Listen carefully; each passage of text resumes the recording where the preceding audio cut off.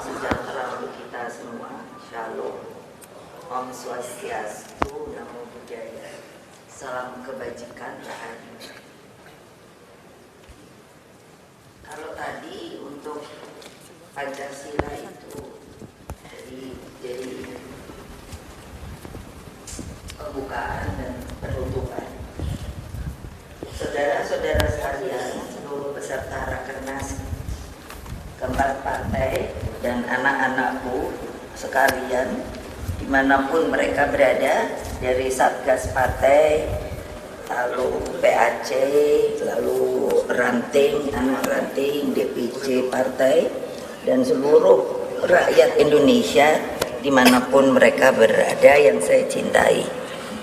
Puji syukur kehadirat Allah Subhanahu wa Ta'ala sehingga acara Rakernas keempat PDI Perjuangan ini dapat berjalan lancar. Saya mengucapkan terima kasih banyak bahwa pokok-pokok kebijakan kedaulatan pangan yang saya sampaikan ternyata mendapat sambutan luas dari masyarakat.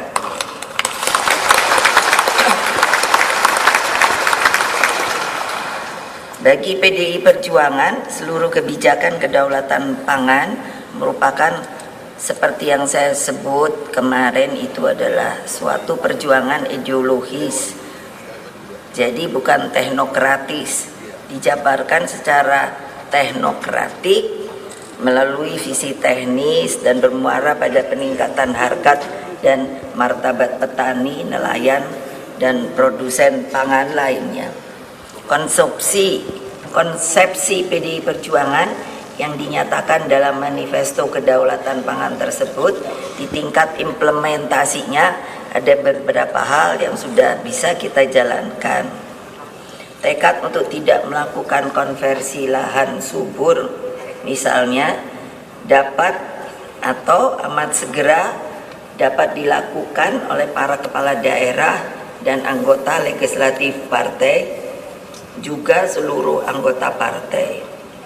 Jadi kalau mungkin lihat saya nulis ini, saya langsung memberikan masukan ke BRIN untuk membuat peta yang namanya peta yang dikorelasikan itu dengan dapil-dapil. Jadi nanti akan kelihatan di dapil mana yang tidak kerja dengan kerja, karena sudah diberitahu bahwa lahan subur itu di dapil A itu adalah di sini, di sini, di sini. Yang harus segera tentunya dirubah dari cara berpikir lalu melalui mekanisme perundangan, dan tentunya akhirnya dengan yang namanya dilakukan di lapangan. Demikian halnya gerakan mengkonsumsi makanan yang bersumber dari dalam negeri harus dapat dimulai dari sekarang. Seperti yang beberapa waktu dan kemarin pun saya sudah katakan, yang mencanangkan 10 makanan pendamping beras itu pada bulan Maret 2020 yang lalu. Saya saja sebenarnya itu sudah hampir setiap hari sarapan saya itu umbi-umbian, jagung, sukun, pisang, dan ternyata kan dengan umur saya yang seperti ini tetap masih sehat walafiat, semangat. Jadi nanti juga bisa ditanyakan kepada ahli gizi. Ibu-ibu itu berpikiran yang cepat supaya begitu. Langsung habis ini catat-catat, cari ahli gizi. Lalu bagaimana sih makanan sehat itu apa aja sih? Yang enak itu apa aja sih? Kan begitu. Politik itu seringkali hanya dilihat sebagai penggalangan kekuatan untuk mendapatkan kekuasaan politik belaka. Berbagai cara pun dilakukan. Kalau kita melihat ada yang dengan menawar-nawarkan jabatan strategis tertentu, ada pula yang memberikan privilege kebijakan yang menguntungkan diri sendiri atau kelompoknya, ada yang menawarkan hal-hal yang sebenarnya tidak rasional, namun dianggap wajar demi meraih kekuasaan. Kita ini partai ideologis, artinya adalah tujuannya ada. Jadi kita ini harusnya sudah semua mengerti bahwa kewajiban kita sebagai organisasi politik adalah mengabdi kepada bangsa dan negara. Dalam aplikasinya adalah yang tidak bosan, saya katakan, turun ke bawah bertemu dengan akar rumput. Tetapi kalau yang dilihat sekarang, apa yang terjadi saat ini barangkali sudah dianggap lumrah dengan berbagai pembenaran seperti yang saya suka dengar itu tidak ada makan siang gratis. Padahal kita sendiri kalau bisa nanam di sebidang tanah kita saja sebetulnya itu bisa menghasilkan hal-hal yang sangat dibutuhkan. Seperti saya di kebun rumah saya nanam cabai.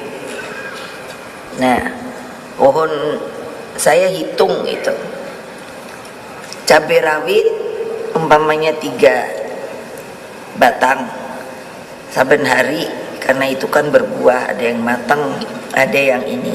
Nanti kan dibilang kok ibu bukti lamat. Lo itu hitungan ibu rumah tangga lo. Kalau diambil 1 hari dari 3 pohon itu, kita bisa tetap bikin sambal. Coba saja deh tanam. Sekiranya hal ini menjadi kultur, maka politik akan melahirkan distrust. Distrust itu krisis kepercayaan. Nah, ini bagaimana? Kita apakah juga mau menjadi sebuah organisasi partai politik yang demikian?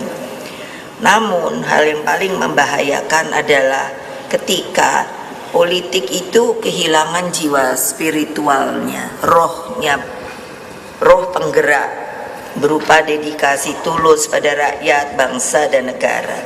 Ketika politik hanya menampakkan wajah mobilisasi dengan watak pergerakan di tingkat atas, elitis, maka watak demokrasi pemberdayaan dengan turun ke bawah akan semakin terkikis dan bisa habis. Coba kalian itu berpikir visioner ke depan. Kalau semua ini menjadi yang seperti saya katakan, berpolitik itu tidak punya jiwa lagi, tidak punya semangat. Kalau nanti terjadi pada generasi terus-menerus seperti itu, kalian bisa bayangkan tidak sih, Indonesia merdeka ini bisa dipertahankan apa tidak? Kalau menurut saya tidak, sulit, karena manusianya sendiri sudah tidak ada daya juang, tidak ada semangat di bidang masing-masing. Nah, mari kita lihat, muncul dalam berbagai konflik agraria, konflik kepentingan, dan berbagai persoalan investasi tanpa melalui kelayakan sosial sebagaimana terjadi akhir-akhir ini. Pak Koster ada enggak ya? Ada, Bu.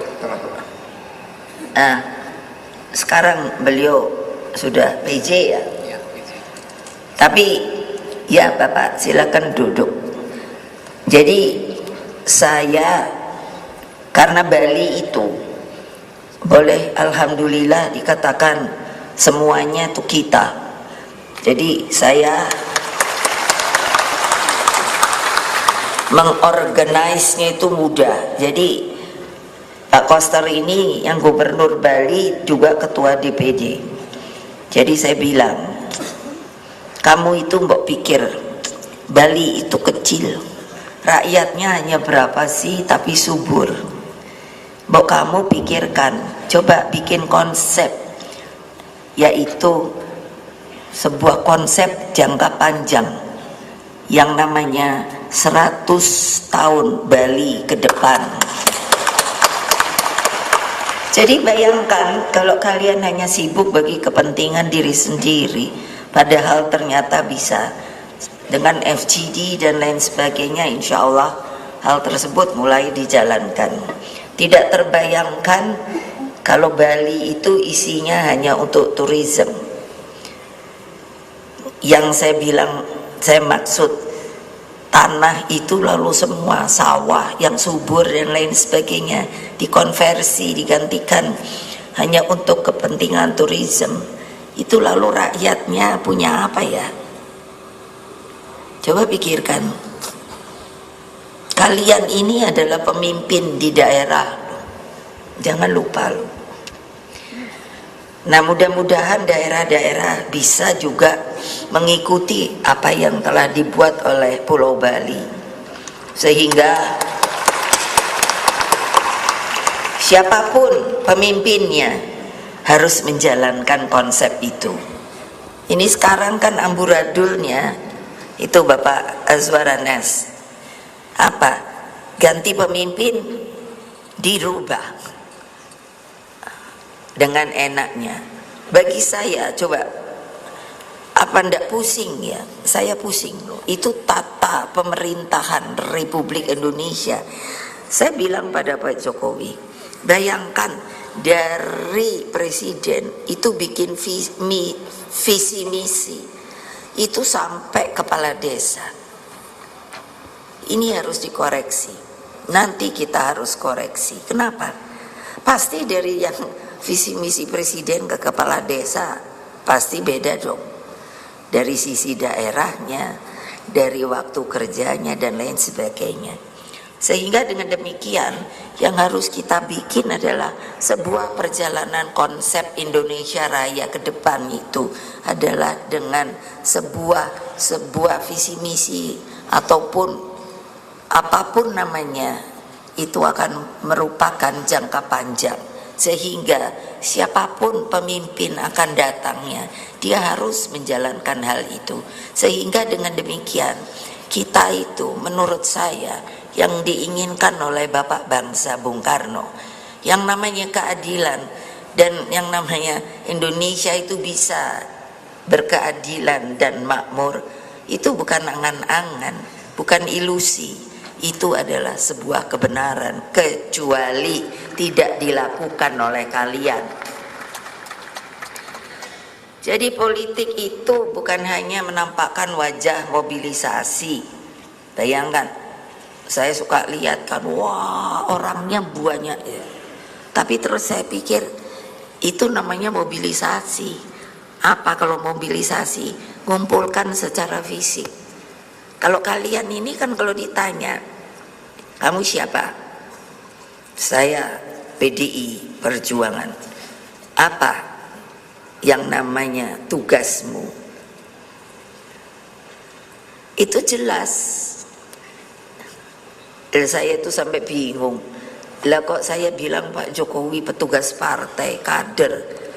Lah kok saya diomongkan yang namanya katanya terlalu sombong. Itu adalah ADART di partai kita. Saya pun petugas partai loh, ditugasi oleh kongres partai untuk dipilih oleh kalian untuk bertanggung jawab sebagai ketua umum. Saya pun kader. Tidak mungkin orang lain itu tiba-tiba bisa jadi ketua umum, karena terus siapa yang mau milih kalau tiba-tiba orang luar yang dipilih itu, dan itu melanggar ADART. Nah bayangkan, kok kita tidak diberi kesempatan untuk menerangkan hal ini. Jadi padahal dengan demikian sering kontradiktif. Ada yang mengatakan presiden itu dipilih oleh rakyat.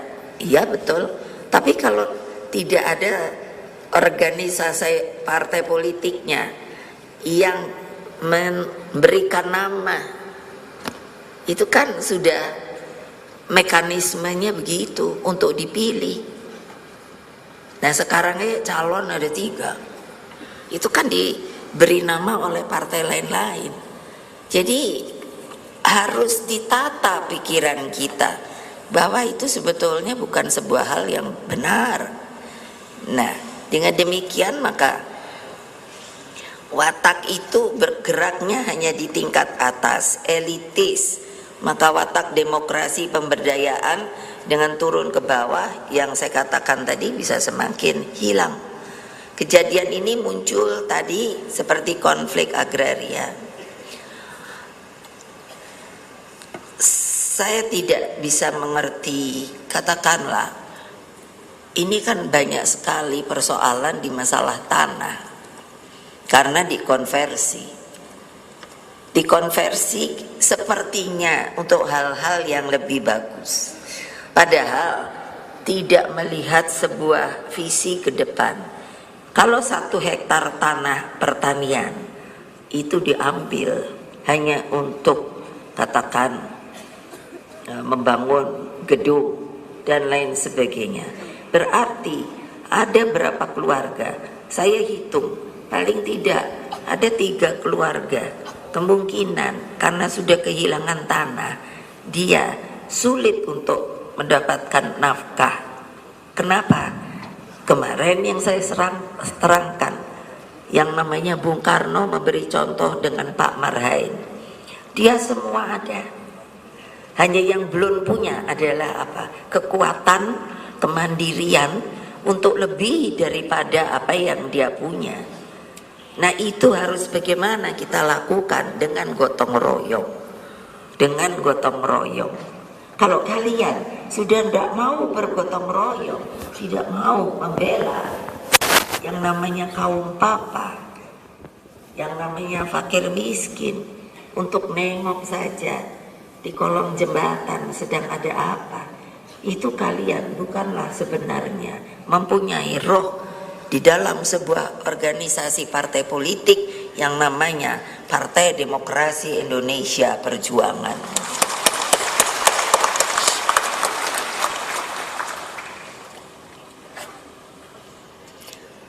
Jadi memang saya bangun PDI Perjuangan itu sebagai partai rakyat dan juga untuk menjadi partai pelopor. Partai pelopor itu apa sih? Partai pelopor itu punya semangat juang. Dia bisa semua. Dia mampu menolong rakyat. Dia bisa kalau digerakkan, diorganize, bukan dimobilisasi. Bukan dikonsolidasi, itu 3 kata yang berbeda. Itu bisa, sangat bisa. Itu maka bisa tidak terjadi yang namanya mengubah watak politik transaksional tersebut. Rakernas 4 kali ini mengungkapkan kehendak terdalam partai agar selalu setia pada sumbernya. Siapa sih sumbernya? Ya rakyat. Kalian apakah bisa akan jadi legislatif ini mau tarung, siapa yang akan memilih? Rakyat. Eksekutif tarung, siapa yang memilih? Rakyat. Nah, terus kalian gak mau dekat dengan rakyat, terus kalian mau apa? Coba pikirkan. Karena politik itu, kalau menurut saya, politik itu adalah sebuah kehidupan. Saya berbicara dengan seniman waktu ke Jogja, diundang ke Omah Petruk, bertemu dengan para seniman seniwati yang mengeluh karena ruang mereka untuk berkarya, untuk menunjukkan seni tari kita, tradisional kita itu sudah semakin sepertinya tersisihkan. Kalian itu sebenarnya yang harus membela mereka, membuka cakrawala berpikir mereka, membuat tempat. Saya bilang kantor itu kan rumah partai dan juga rumah rakyat. Di sana bikinlah acara, latihan tari, latihan memasak, itu bisa loh ibu-ibu. Rapat kan tidak tiap jam. Hanya kenapa niat pun tidak ada. Ini yang sedang saya goyang-goyang lagi. Itulah. Karena apa? Kembali politik itu karena kehidupan harus digerakkan oleh nilai-nilai spiritualitas, nilai-nilai moral dan kehendak baik, niat. Kalau tidak ada niat ya kayak kalian, itu banyak yang gak ada niat. mikirin diri sendiri. Nah, jiwa pengabdian dan semangat yang menyala-nyala bagi perbaikan nasib rakyat secara progresif dan berkelanjutan. Kalau ditanya, apa bisa Ibu? Bisa. Tapi kan tangan saya hanya dua. Oleh sebab itulah saya membuat organisasi politik yang namanya dari Partai Demokrasi Indonesia menjadi Partai Demokrasi Indonesia Perjuangan. Dulu kami kan pernah tidak boleh ikut waktu PDI. Saya kumpulkan semua anak-anak saya hanya bertanya begini, ini kapal benderanya sudah akan patah, apakah kita akan terus berlayar? Apa mereka ngomong? Semua, Ibu, teruskan Ibu. Makanya saya nanya secara hukum, bagaimana kita bisa ikut lagi ke pemilu? Harus mengganti nama. Itulah saya tambah perjuangan, karena maknanya sangat kuat. Kalau kalian sekarang ikut di partai ini tidak mau berjuang, seperti apa tadi yang saya katakan, ya apa boleh buat? Kedaulatan pangan untuk kesejahteraan rakyat itu sudah mutlak. Itu komitmen ideologis kita. Karena apa? Pangan menjadi cermin budaya bangsa. Pangan menampilkan daya keunggulan bangsa di masa depan. Sekarang banyak negara Afrika itu kelaparan. Kenapa? Tidak bisa yang namanya mengarahkan untuk membuat pertaniannya semakin baik, kekurangan makanan rakyatnya, sampai bayi-bayi pun kelaparan. Coba tolong lihat di TV, saya lihat sampai bantuan dari PBB seperti apa. Bukannya tidak bisa ditanami, karena tidak ada yang mengorganisir. Saya dapat undangan nanti ke Saudi Arabia, dan di sana yang namanya Perdana Menterinya Pangeran Mohammed bin Salman itu telah memberi pesan bahwa sekarang itu ada konsep untuk menghijaukan Timur Tengah. Terbayang tidak? Padahal Timur Tengah itu kan padang pasir. Tapi buktinya apa? Saya diberi foto-fotonya, sudah mulai. Itu bukan Arab Saudi saja loh. Nantinya yang namanya Suriah, Libya, Irak dan lain sebagainya. Pokoknya Timur Tengah. Apa tidak malu kita kalau mereka itu saja bisa? Karena apa? Niat dan apa? Jiwa juangnya untuk membangun negaranya, untuk bisa hijau royo-royo. Coba dong, lah kalian ada yang belum apa-apa udah nebangi pohon. Kalian tuh tahu gak sih pohon itu benernya dari masih biji terus tumbuh dan sampai tumbuh terus sampai dianya akhirnya sudah harus selesai.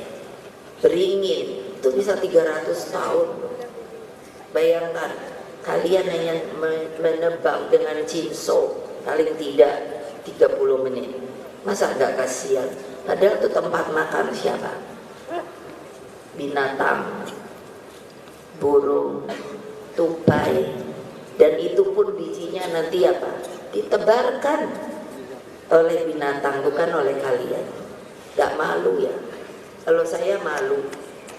Karena apa? Iya, kembali adalah yang namanya pangan itu sudah pasti akan menunjukkan keunggulan bangsa. Kita lihat orang belahan barat, orang asing, mereka itu kenapa sih fighting spiritnya itu kuat? Karena mereka punya musim salju, 4 musim. Artinya apa? 3 bulan sebelum musim salju, nah ini mulai nih, ini sudah Oktober mulai, ketika semuanya putih karena salju, mereka harus menyimpan makanan. Makanya ada acar, ada daging yang dibikin dendeng dan lain sebagainya. Apa tidak malu kita? Padahal kita yang namanya menebar bibit di mana saja itu bisa, dan itu bisa hidup. Tidak malu kalian? Malu. Malu. Kapan malu kalian akan hilang? Nah, karena itu tangkap yang namanya seluruh spirit kehendak dan tekad untuk berdiri di atas kaki sendiri dalam mencukupi kebutuhan pangan. Kesemuanya harus dimulai dari pelakunya, petani, nelayan, beserta produsen pangan lainnya. Tolonglah petani, kalian kalau ada gelar insinyur pertanian, tidak perlu lagi disuruh-suruh. Pergilah ke petani.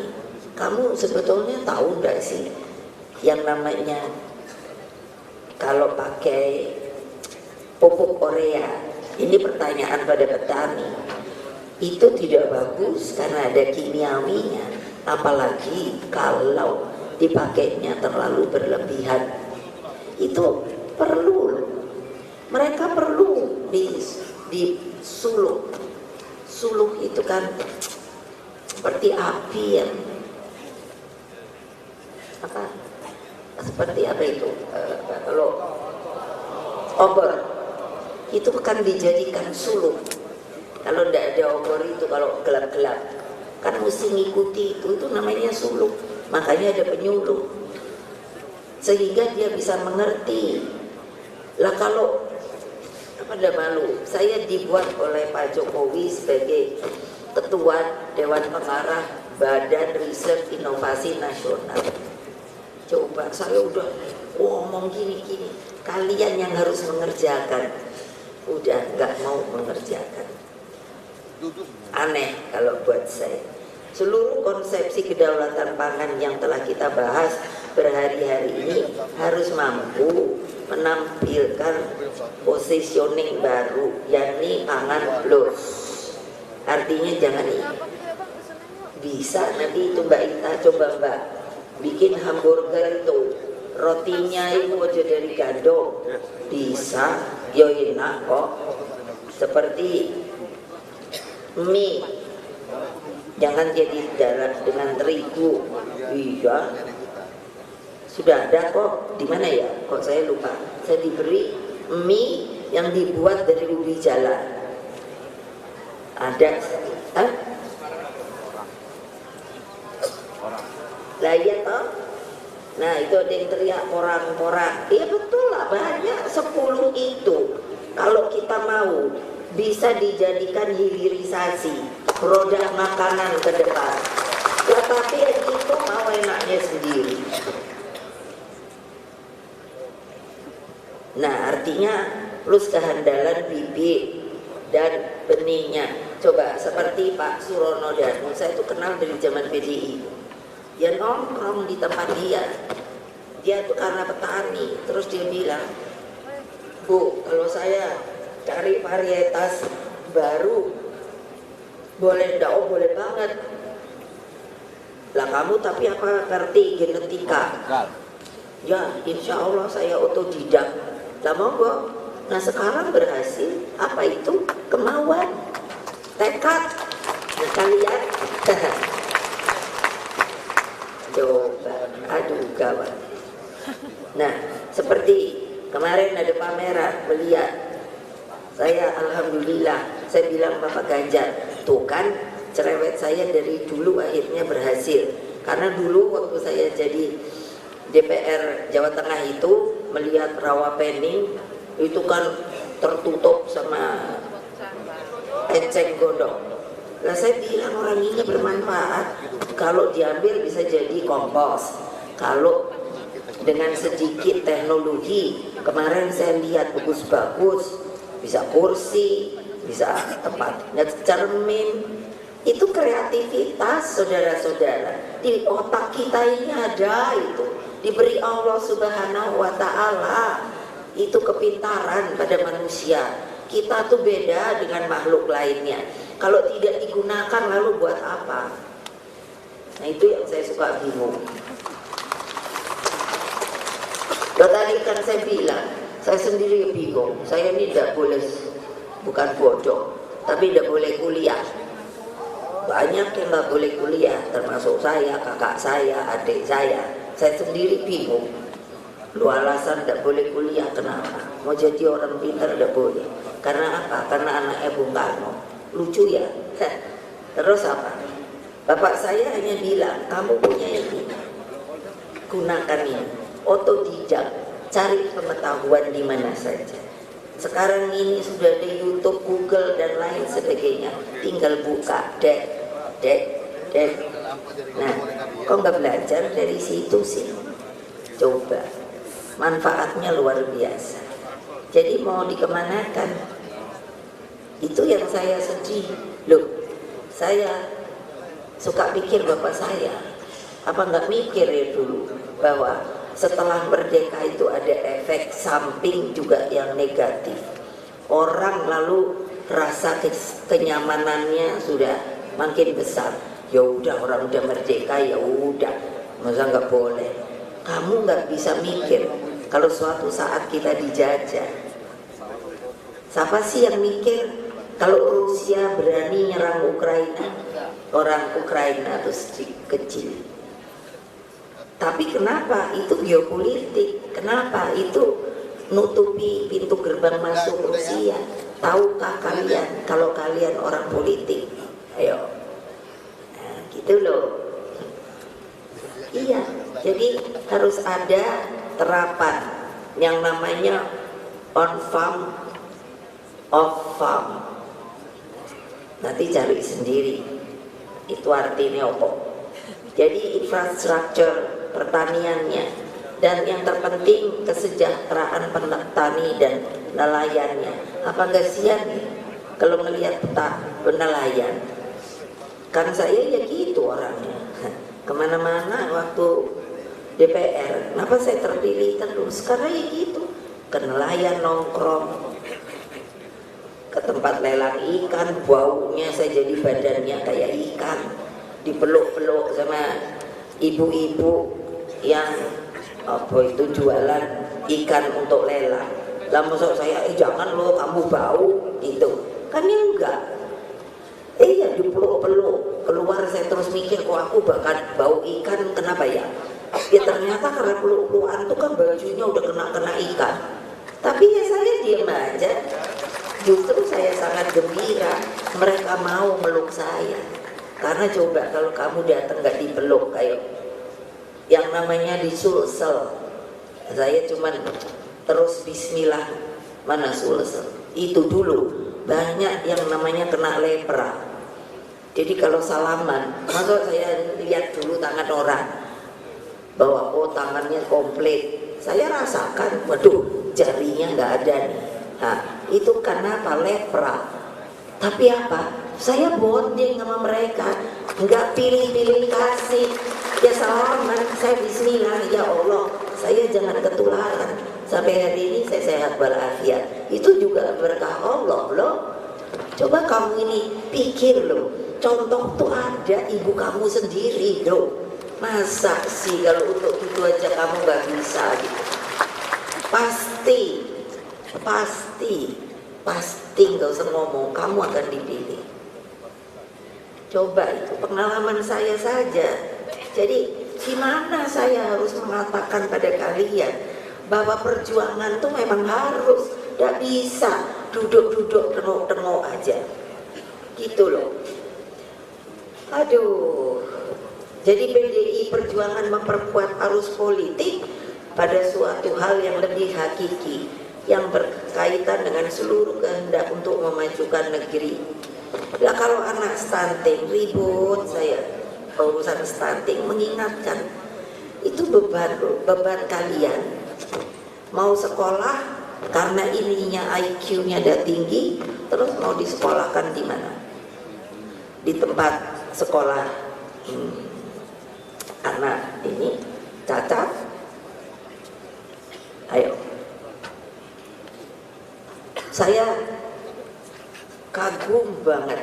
Sekarang ini lagi populer kan, ada siapa namanya, seorang penyanyi yang matanya itu tidak bisa melihat.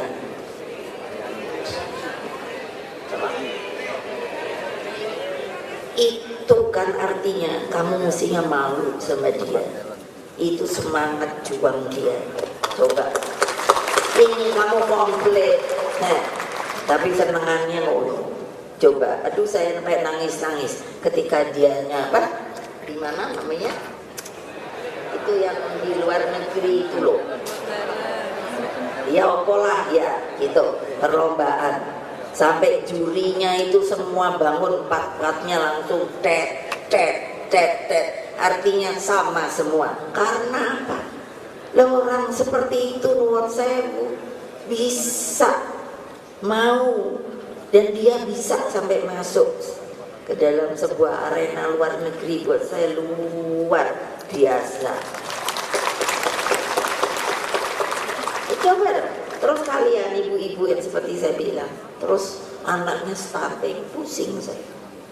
Mau masuk angkatan nggak bisa, karena anak stunting itu mungkin kira-kira mungkin paling tinggi 140 kali ya. Ayo coba. Dan dia sendiri kasihan, bisa sampai rendah diri. Kalian apa nggak mikir itu keturunan kalian? Tolong, itu harus diberi apa? Makanan yang sehat yang lagi kita bicarakan. Jadi gimana ibu-ibu tuh ngomong, masuk kampung, keluar kampung, ajari ibu-ibu, bu salah bu kalau cara kayak gini, gitu. Wes rambutnya diikat baik di sini, wes gitu baik, gitulah.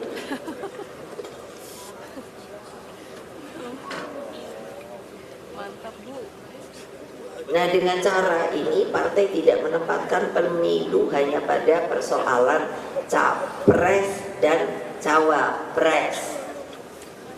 Loh, saya sendiri sampai bingung loh. Kan di media tiba-tiba dibilang gini, oh iya sudah ada persetujuan bahwa nanti Pak Prabowo jadi presidennya, Pak Ganjar jadi wakil presidennya. Aku terus di rumah melongo, ini yang ngomong si sopo ya. Lah aku kok ketua umumnya malah nggak ngerti. Coba terus nggak usah didengerin. Lu kok enak banget gitu loh, gatok-gatok kan. Ya kamu mau nggak? Kalau bukan, kalau ada cewek cakep, ada laki ganteng, tapi nggak sama-sama tune in, terus mau digadok-gadokkan gitu. Ayo, padahal yang perempuan udah punya pacar, yang laki udah punya pacar. Ayo, mau apa enggak? Tapi nggak semua ngomong, berarti ada yang mau. Ayah anak buah saya. Aduh, kawan. Jadi apa sih urusannya? Lo kok bingung karpe dewe? Lo saya kan nggak bingung. Ya udah. Lo saya kenapa? Bukannya lalu sombong enggak? Karena diberi oleh Kongres Partai sebagai petugas ketua umum untuk mendapatkan hak prerogatif. Jadi ngapain saya ngomong sama orang? Itu kan lagi nggak punya hak prerogatif lagi. Kenapa diberikan kepada saya? Karena orang yang memberikan hak prerogatif itu sangat tahu bahwa ibu pasti akan memilih yang benar. Nah,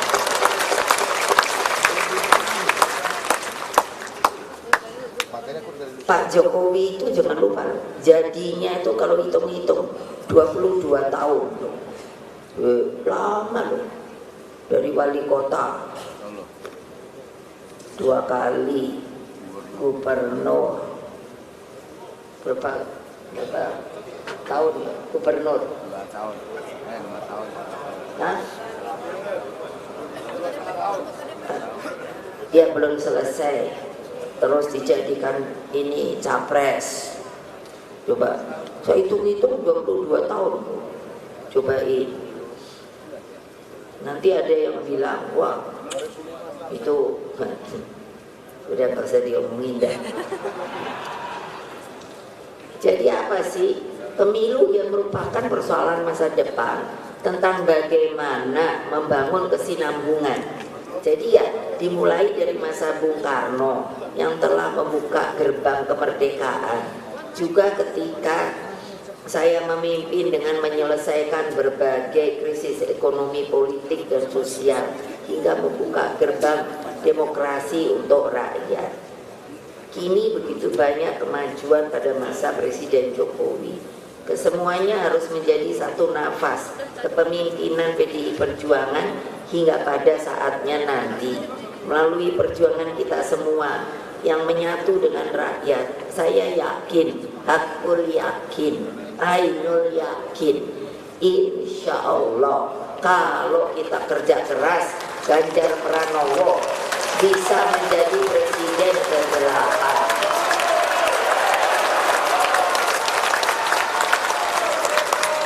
Ya tapi kerja dong. Tanpa kesinambungan kepemimpinan di atas, maka politik hanya menjadi impian, irama kepentingan. Bayangkan, umpamanya aku nonton apa yo dangdut, jadi itu kan impian kan. Terus pura-puranya saya jadi penyanyi dangdutnya gitu. Cocok nggak ibu kalau jadi penyanyi dangdut? Nah.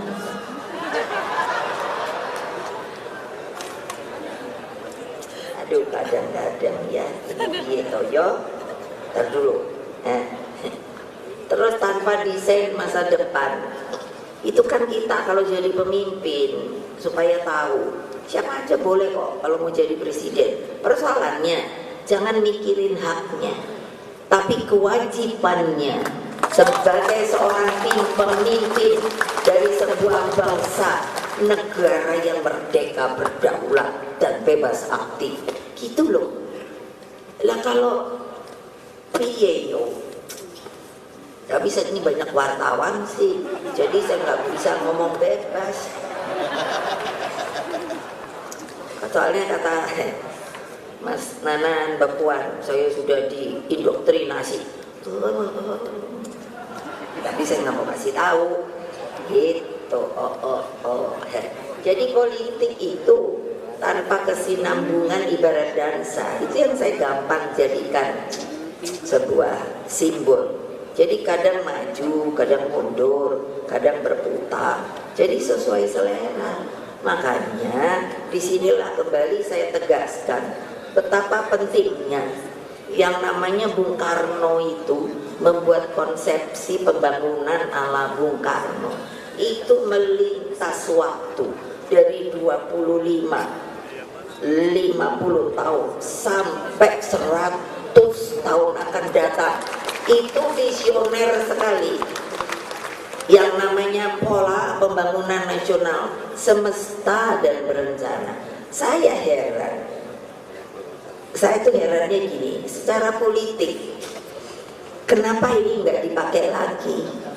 Padahal yang bikin itu 600 dokter, bukan dokter. Terus bukunya aku saat ini. Setelah saya suruh sekjen pisah-pisah dengan setiap bidang itu sampai 17 ya. 17. Jadi umpamanya ini bidang pangan gitu. Lah ini kok nggak dipakai? Aneh. Ini kan kita salah sendiri dong. Padahal Bung Karno, saya tuh suka mikir gini, ini rakyat Indonesia tuh benernya gitu ya. Bung Karno dulu diperlakukan seperti itu oleh Pak Harto. Ya habis Pak Harto presidennya diisolasi. Lah saya aja jadi bingung, nggak ada sehelai kertas pun. Dia tuh opo, hanya nggak boleh kemana-mana. Gitu aja. Coba bayangkan. Tapi beliau itu ngerti kan? Karena semangat juang, menerima hal itu dengan konsekuen. Satu bilang, Bapak tuh kok terima aja sih digituin, nggak ada pernyataan hukuman apa? Nggak ada loh. Kan mestinya lewat pengadilan. Coba dong pikirin, nggak ada. Dikelelerin gitu aja. Ayo, Tapi kenapa? Karena cinta pada bangsa dan rakyatnya. Dan beliau yang memerdekakan kita. Beliau tuh hanya takutnya apa? Kalau beliau nggak nerima, kalau terjadi perang saudara mau apa? Ayo, ini politik loh. Saya nggak main sentimen loh. Ini politik loh. Saya melihat loh. Oh begitu ya, seorang pemimpin, seorang leader yang dia punya hak dan kewajiban itu digunakan buat siapa? Buat bangsa, buat negaranya. Kalau lihat pemimpin bukan di sini, saya lihat saya kan diajak bapak saya, wah ketemu di banyak negara itu, wah menurut saya kalibernya malah mungkin gini. Nah seperti saya ketemu di Amerika Presiden Kennedy, waduh udah ganteng, udah pinter. Saya pikir, nah ini baru Amerika, gitu. Terus ketemu Nasser, aduh begini-begini ininya. Makanya saya pikir, kapan muncul pemimpin-pemimpin Indonesia yang kalibernya tuh kayak gitu loh. Wah, Indonesia pasti membuat lompatan itu ke depan. Itu yang menurut saya pertanyaannya bisa apa enggak bisa banget. Nah, Indonesia adil makmur itu tidak akan terwujud. Nah, ini tahu apabila pemimpinnya itu lahir tanpa kesinambungan, hanya kurun waktu 5 tahunan periode pemilu. Nah, tapi ini sebetulnya buat saya sudah dibuat 5 tahun, enggak apa-apa. Tapi kan konsep kedepannya, siapa yang jadi presiden dia harus melakukan itu, meneruskan itu. Bukan siapa jadi presiden dirubah. Lah gimana? Kapan mau majunya? Lah itu yang saya bilang berdansa. Nanti ke sana ke depan udah baik dirubah, ke belakang lagi dirubah lagi. Aduh saya sampai pusing kadang-kadang. Ini gimana sih maunya republik nih? Itu. Nah, kalau kurun waktu yang begitu panjang, pasti bangsa Indonesia itu akan memerlukan ilmu pengetahuan. Jadi pengembangan riset inovasi itu adalah suatu mata rantai sistem produksi. Jadi dari bahan mentah yang begitu banyak kita miliki menjadi sistem produksi yang bernilai tambah melalui hilirisasi. Saya tuh gampang loh ngajarinya. Semua itu saya bilang di dalam memecahkan persoalan tuh lihat hulu, lihat hilir. Dan di hulu hilir itu kayak kalung, dibuat mata rantai. Nah, yang maunya saya mata rantai hulu hilir itu harusnya pendek. Tetapi kadang-kadang di mata rantai itu ada namanya problem, kesulitan, kekurangan. Nah, ini kan yang harus dibuang sehingga kalung itu jadi cuman segini. Nah, siapa yang mengerjakan? Kalian dong. Kalian dong. Untuk mengatakannya kepada siapa? Kepada rakyat. Lah petani saja. Coba, itu yang saya tadi bilang, urea itu harus dengan dosis. Tapi karena mereka pikirnya gini loh, saya itu sampai ya mau ketawa. Ingat saya ngelesot di apa itu pematang sawah. Nanya, ini pakai bahasa Jawa kan? Pakai pupuk apa? Ini mbak, urea. Jangan, kalau urea itu kalau kebanyakan nanti tanamannya pada mati. Bosan, saya tidak tahu. Lah kalau orang makan aja banyak tambah gemuk loh Bu. Lah mosok ini kalau ureanya ditambahi nanti tanamannya nggak gemuk. Loh, itu pikiran sederhana dari petani yang kamu mestinya ajari gitu, nelayan. Coba kalau ditanya, ini kamu mau kayak ke Cirebon gitu, kamu mau apa namanya, mau nangkap ikan apa yang kamu mau tangkap? Ya belum tahu Pak. Lo kok belum tahu? Terus maunya apa? Ya kalau sekarang Tenggiri apa gitu. Terus tahu tempatnya Tenggiri sama ini di mana? Ya nggak tahu, agak kasihan. Emang nggak kasihan. Cobalah pikir. Siapa yang dari bapak ibunya dari tani atau nelayan? Angkat tangan. Pasti ada. Nah, tuh. Ini kan ada yang ngomong gitu loh, kamu tuh bekerja memperbaiki kehidupan keluarga besarmu. Coba, masa dibiarin aja sampai keringet kalau udah, kan kadang saya udah suruh nanya, nanti kira-kira jam berapa ya ininya turun, artinya setelah melaut terus masuk, itu kan sore itu. Iya, saya hanya mau tahu. Terus ada yang dapat gitu, saya nanya, boten mbak, itu kan udah buang ongkos transport. Itu sederhana yang kamu tuh benernya dengan kreativitas ini itu bisa kamu bantu mereka, pasti milih kalian. Coba aja dah. Kalau nggak gitu yang mana mau mereka, ngapain dia nggak nolongin. Lalu apa saudara-saudara sekalian, yaitu mengangkat harkat martabat rakyat agar Indonesia tuh hadir, yaitu sebagai bangsa pelopor maju disegani dunia internasional. Itu tugasnya patriotik partai, patriotik tahu enggak, yaitu punya semangat gitu, semangat juang patriot, membangun Indonesia Raya tidak bisa hanya dengan untaian kata-kata manis, namun harus penuh perjuangan, konsistensi dan kesinambungan. Ini yang saya jadikan tagline adalah fakir miskin diambil diurus oleh negara. Itu betul-betul kalimat Undang-Undang Dasar Republik Indonesia. Kalau ada yang bantah, dia nggak ngerti ketatanegaraan Republik Indonesia ini. Bayangkan, lah kamu aja, ya, pergi deh ke rumah kumuh itu loh. Siapa yang dari Jakarta?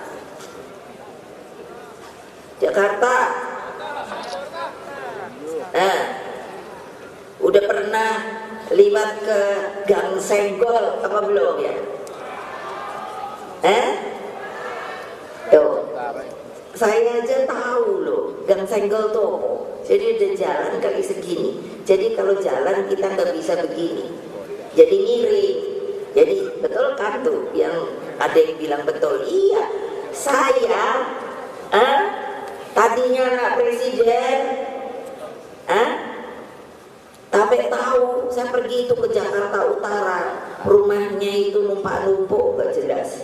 Coba, kalau kamu gak ada empati ya, gimana cara betulin? Saya bilang, ini kalau gitu jalannya ditutup aja ya. Jangan, dulu kan saya dipanggilnya Mbak. Jangan Mbak, ini jalan potong. Jadi kalau dari sana mau ke sini, kalau ini nggak ada, muter. Ayo, muter. Sampai sekarang berarti masih ada tuh. Padahal saya tahun 86. Apa nggak malu kamu sama saya? Kalau saya benar-benar ketemu rakyat gitu. Loh ya.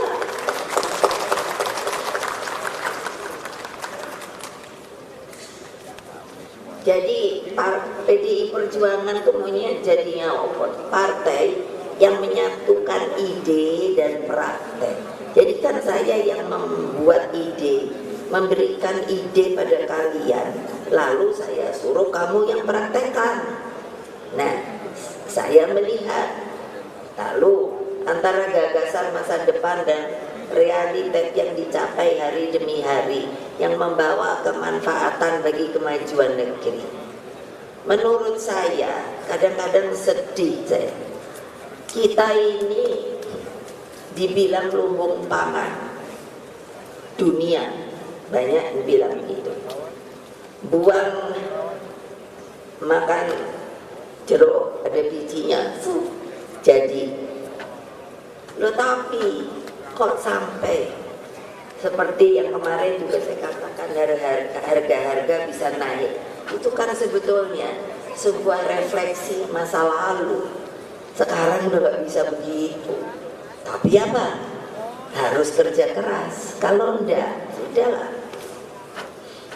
Dari yang membawa kemanfaatan bagi kemajuan negeri, semua harus bergerak sinergis dan seirama. Dari hulunya dengan membangun kualitas manusia Indonesia sehebat-hebatnya, dan di tengahnya dengan sistem sosial politik kemasyarakatan yang menandakan Indonesia sebagai bangsa produktif, unggul, dan berdaya guna. Saya pernah diterima paus di Vatikan. Itu tentaranya itu namanya Garda Swiss. Jadi diambil itu dari Swiss. Tahu gak tingginya berapa? 2 meteran. Wah, jadi tinggi gitu. Jadi waktu komandannya itu kan mau saya suruh hormat gitu loh, pakai bahasa sana, tapi saya sudah diterangkan. Nanti dia ngomong terus, kalau sudah dia hormat pakai pedang gini. Lah saya kebayang enggak? Saya 157. Jadi 2 meter gini, sayanya ke sini. Terus dia hormatnya kan berarti ke sono, no. Bukan ke saya, no. Karena tidak boleh nunduk gini kan. Karena dia pakai ini apa? Topinya tingginya aja segini bulu-bulu. Saya sebetulnya mau ketawa. Ini benernya piye? Masa dia suruh jongkok? Ayo. Itu menurut saya, aduh, ini sebetulnya namanya manusia unggul Indonesia ini juga mestinya gini, gitu loh. Bukan nyombong-nyombongin.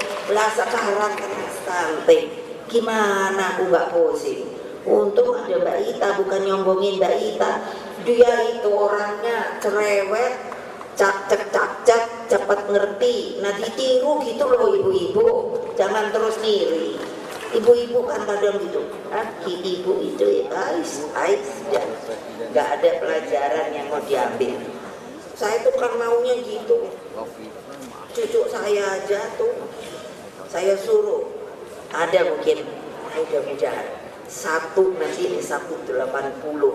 Wah keren banget, udah ganteng. Wah banyak yang naksir gitu. Dia tingginya 180. Nah ini lihat anak pendek, aduh aku sini pun pusing tahu gak, ibu ngopoan baik tau. Aduh sedih deh saya. Iya itu kan semuanya harus dibuat supaya peningkatan kualitas hidup manusia Indonesia itu kemiskinan ekstrim berkurang hingga 0%. Ya kemarin saya bilang, lihat Tiongkok 1,7 miliar bisa mengatakan dengan bangganya kemiskinan itu sudah 0% sampai di tingkat desa. Lah kita cuman katanya 270, kalau sekarang katanya udah mau nambah.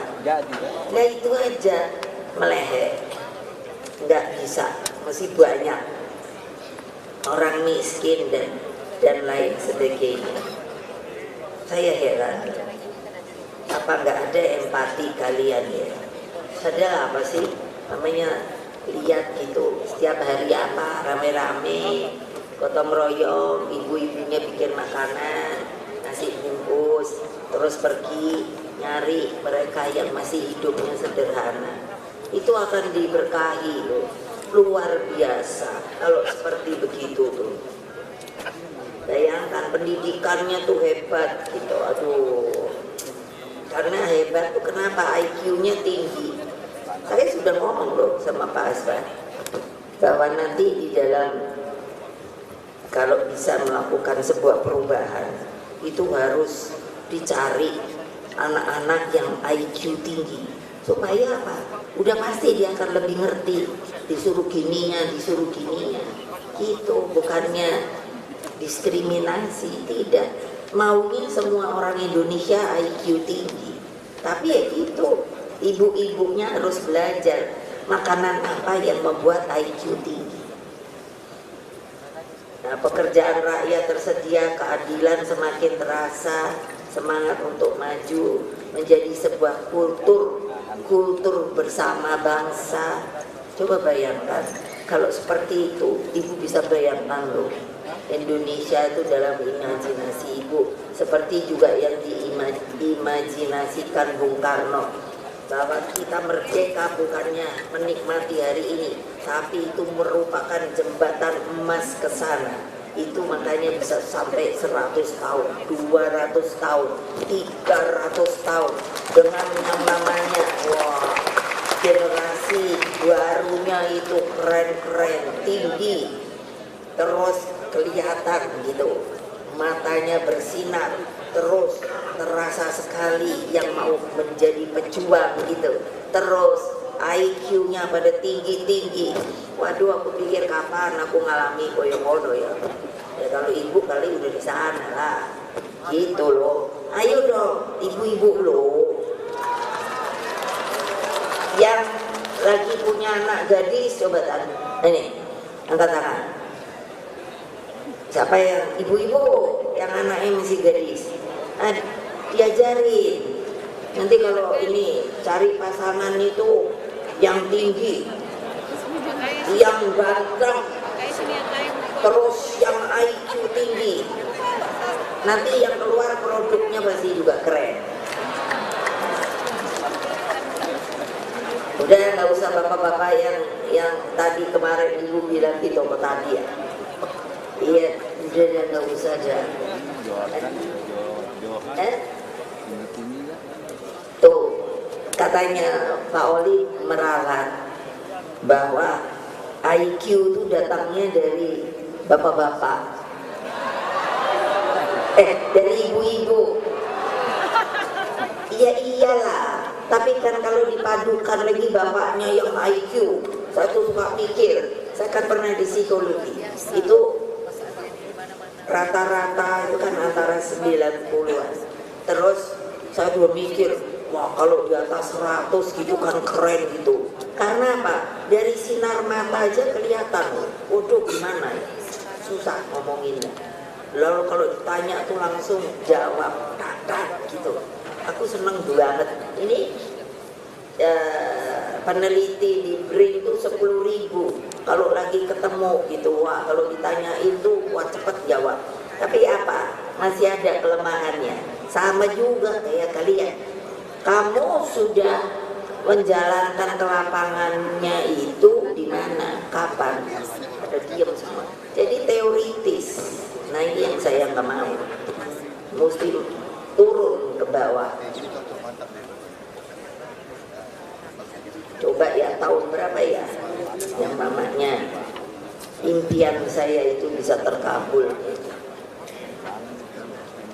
Bisa loh, gimana yang ngomongnya? Anak-anakku seluruh anggota dan kader partai dari segala tingkat, dari anak ranting dengan satgas juga, PAC, DPC, DPD hingga DPP partai.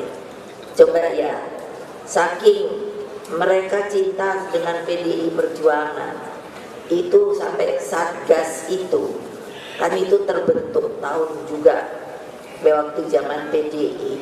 Coba sampai hari ini mereka banyak yang masih setia loh. Sampai udah tua-tua masih kalau dengar ini kayak gini. Itu yang apa kerepotan nih ya Pak Sekjen. Karena kan kita perlunya sekian ribu tuh. Terus pada ngomongnya gini. Oh, kalau memangnya apa harus ada ini, harus ngongkosi. Kita udah bisa Pak ngongkosi sendiri. Keren nggak? Itu seorang satgas loh, satgas kita loh. Nah, kalau satgas saja bisa gitu, kalian yang udah jadi penggede, mesti akan lebih daripada satgas. Waduh, mereka coba di sana tuh, kayak apa? Oh, kan maunya pakai seragam, wes tak kasih seragam gitu. Iya, coba masa heran loh saya, kalian itu jadi orang kok kayak gitu ya. Ya gitu, makanya kebayang nggak yang absen aja udah gawat. Ya itu, coba gimana saya mesti ngomong. Nah, dengan membahas keseluruhan materi yang disampaikan, kini kalian semakin memahami apa dan mengapa kita itu harus menang. Nah, bagaimana cara memenangkannya? Dari pemahaman terhadap aspek historis, ideologis, dan tanggung jawab terhadap masa depan. Maka strategi pemenangan PDI Perjuangan dan Ganjar Pranowo kini semakin kokoh. Tadi pagi kan ibu bilang, ibu nggak suka lihat survei. Tapi iseng aja tadi pagi-pagi. Wah, Pak Ganjar tuh udah naik tung. Ya tapi terus kalian nggak kerja, ya tung. Ayo, piye, gawat. Gitu loh. Ditambah dengan bonding antara sesama anggota dan kader partai, bonding dengan pimpinan partai, bonding dengan rakyat. Terus kerja politik selama berhari-hari ini saya yakini semakin menyatukan chemistry juang kita. Kita memiliki chemistry yang sama dalam pergerakan turun ke bawah. Dengan seluruh bekal itu, segeralah kembali ke rumah masing-masing. Langsung, itu apa ya, instruksi ibu itu, wah begini yang tidak boleh saya lakukan, kalau nanti dapat sanksi apa, ini. Itu tadi kan udah dengar toh yang Pak Hasto bilang, iya, nanti kalau makin banyak ya begitu juga. Perhebatlah semangat juangmu, lalu sosialisasikan hasil rakernas ini kepada masyarakat luas.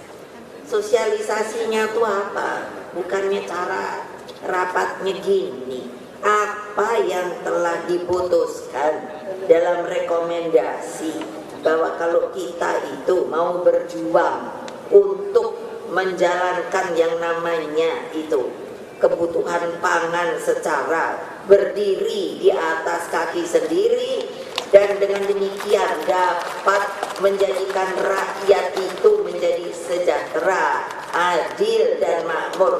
Itu diomongin supaya ngerti kalau ada yang nanya nopo niku. Nah, jadi itu harus selalu ada pergerakan dari kepartaian untuk rakyat.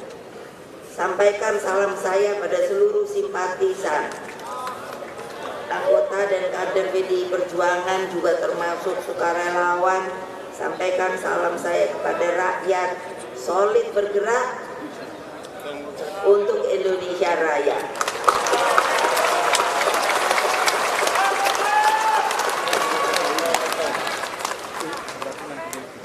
Bersatu kita, bercerai kita. Jangan cuma semboyan doang. Ya kamu teriak merdeka tapi terus gak kerja. Maka dengan mengucapkan syukur kepada Allah Subhanahu wa Ta'ala, dengan resmi rapat kerja nasional Partai Demokrasi Indonesia Perjuangan keempat saya tutup.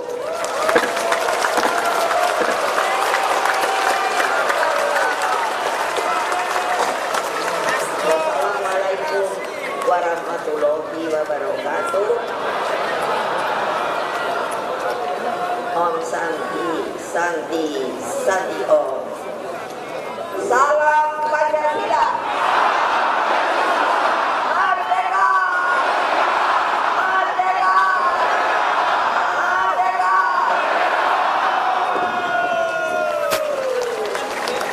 Kita nyanyikan lagu Solid Bergerak.